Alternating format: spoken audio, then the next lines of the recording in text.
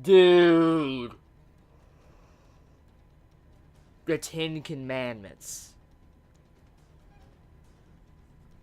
Oh my god, the Ten Commandments. That name, even the face that Merlin made at the end of this chapter.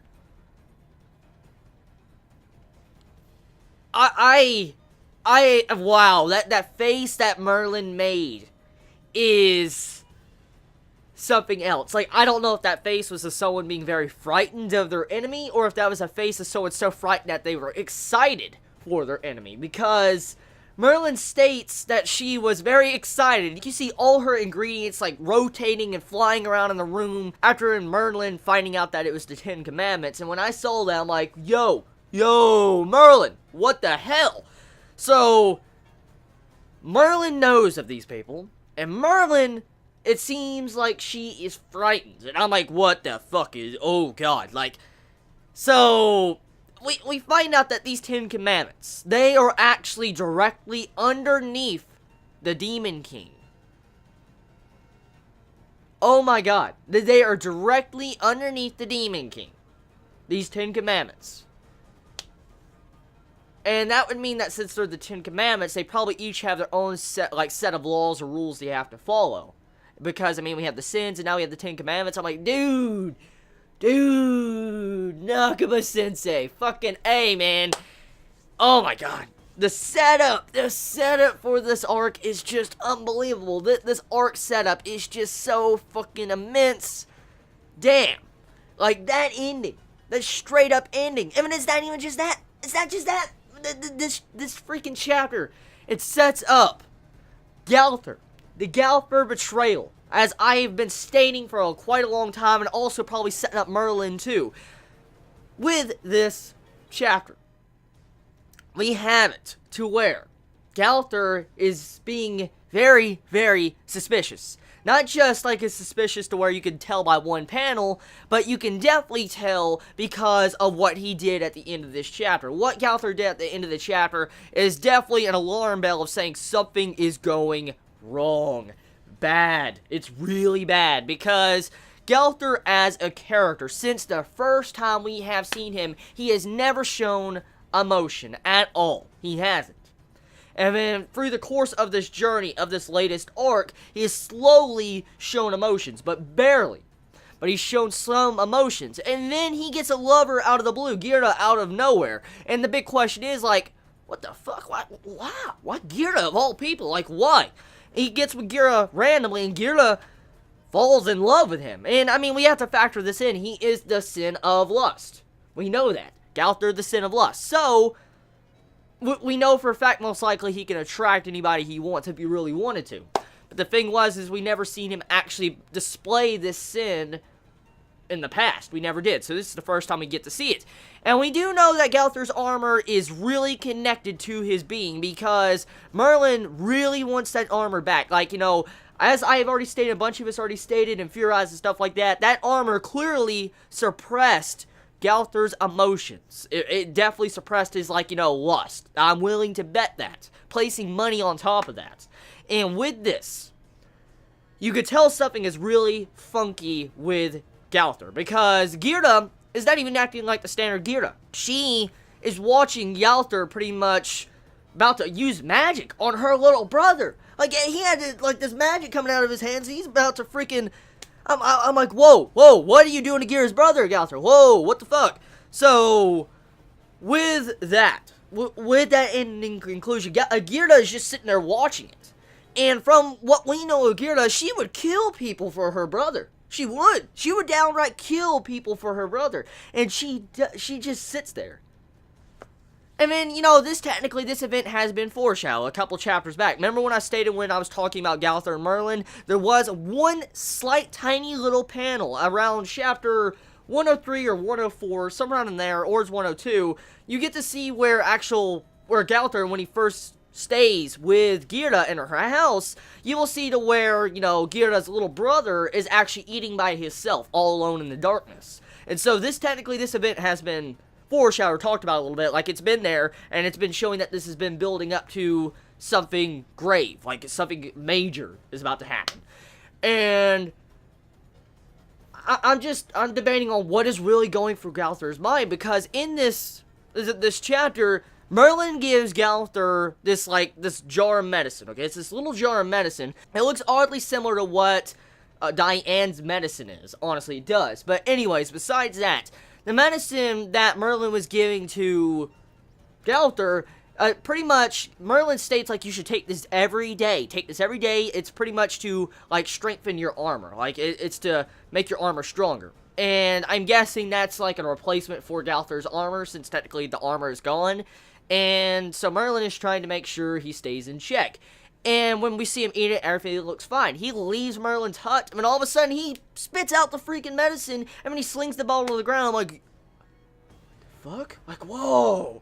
Like, those emotions. Did you see the emotions on Gowther's face? So, I'm trying to debate right now. Like, I'm trying to wonder, is Gowther going to turn against the Sins? Like, the cracks between the Sins are forming. It's already been foreshadowed since the beginning of this arc. It's been talking about, like, there's something going on here. Something is forming between the Sins, and it's building up to where most likely all the Sins are going to separate. Well, Gowther is starting to be an issue. Like, there's something going on here. Because it seems like he might have his own motive or something like that. Maybe we're finally getting to see the true personality of Gowther because of the lack of armor. That could be it. But there's not much more I can say there besides Hawk eating Gowther's medicine. Okay, so I just wanted to point that out. I don't know if I'm the only one that saw that, but after Gowther walks off, okay, you will see clearly that Hawk is eating Gowther's medicine he threw into the grass. You will see Hawk eating that looks something like a pill bottle. And that would mean that Hawk is eating that medicine. I really wonder what's in that medicine. I really do. Is it going to remove Hawk's emotions or not? Because I have a lot of questions about that. But anyways, moving past that, okay? The chapter, for the most part, at the beginning of the chapter, has it to where Bond and King pretty much have a conversation. They're talking about, you know, what they're going to do, where they're going to go, what action they're going to take, and you have it to where King is trying to talk to Bond, like, you should come back to the captain, you should try to ask for forgiveness, he will definitely forgive you, and Bond pretty much states, like, no, he cannot, because that's the problem, he will get forgiven if he goes back to his captain, and at the exact same time, he wants to hunt down a way to actually revive Elaine. That's what he's trying to do. And at the exact same token, you have it to where Bond is trying to push King off to where he can leave and go back to the 7 Deadly Sins. Like, he states, like, Diane remembers who you are. And so, King now knows that Diane knows who he is. So, I really, really, really, really, really hope King actually gets back to Diane very soon. Because I forgot to mention it last week, and a couple of Chibis pointed out, and I actually wanted to mention it. Last week, there was a death flag on King. There was a straight-up death flag on his head last week in the last chapter, right at the end. And, King, you need to get back. You need to get back to Diane. You really do. With the 10 Commandments now, these 10 Commandments, oh, shit. Oh, shit. So, with this, we have it to where we got a set-up relationship, romance growing between King and Diane with this chapter. And then, you know, Bond setting off on a journey to try to revive Elaine. And then Jericho states in this chapter that she will stick with Bond no matter what, like glue. She'll stick to him until he falls for her. And at the exact same time, you have it to where Bond pretty much says, like, no, hardly, I won't fall for you. Rips off her clothes, like the first iconic scene of Bond and her. And, yeah, I love the dialogue in that scene where King states, like, you know, this is the reason why she probably has a really creepy or weird attachment to you, Bond. You keep stripping her of her clothes. And I was like, that's pretty fucking funny, because it probably has a massive point to play. I mean, she does state, take responsibility, Bond. So I'm like, yeah. So, that's pretty much the first part.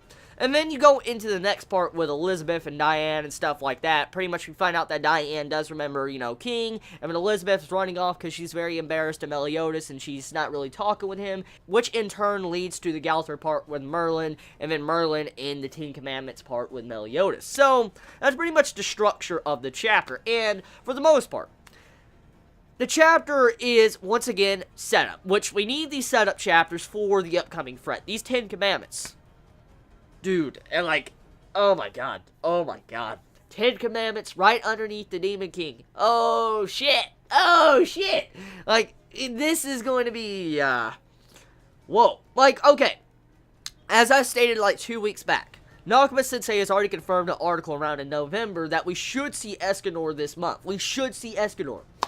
And since we do know the Ten Commandments are going to Edinburgh Castle or whatever, we know for a fact that we're going to probably get to see Escanor. And pretty much Escanor is kind of already confirmed a vampire, a prideful vampire, from the article of Nakama. And the thing is if Escanor really does fight the Ten Commandments, we gotta think about this dude's fucking power level. Like, dude, if Escanor really does fight the Ten Commandments, he is going to be fighting 10 people that are like the royal guard, technically, of the Demon King. And I'm like, yo, if we get to see Escanor actually fight or survive this or whatever, I am just going to... I want to fangasm. I want to straight up fangasm. I see Escanor just pwning some bitches. Like, if I see that shit, I'm going to be like, whoa. Whoa. But... yeah, that's pretty much this chapter of Taizai. It's a good chapter. Fucking amazing chapter. Oh, as always, when it comes to Taizai. But, we just have to see what direction it will take. I mean, we have all these different branches and paths that Taizai can take. We still don't know technically what direction it will go. And that's the good thing, and why I love this series so much. So tell me your thoughts in the comments below. Please be safe. Chibi out.